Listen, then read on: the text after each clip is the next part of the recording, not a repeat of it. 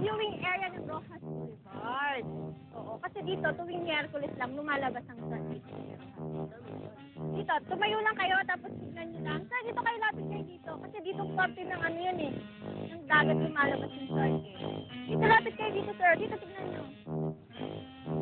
Wala naman. Ay, sir, sir.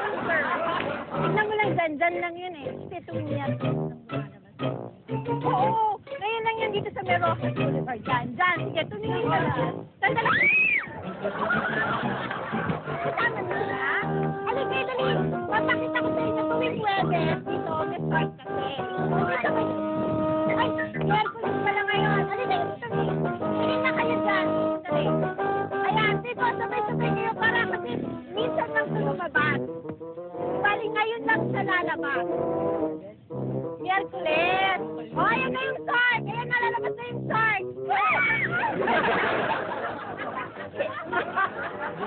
Wow, mali lang. Wow, mali lang. First time ko lang nakikita dito yan. Dito sa spot na to. Diyan, may makikita ko yung shark. Sige, tuloy lang kayo dyan. Nandiyan na yung shark. Dito po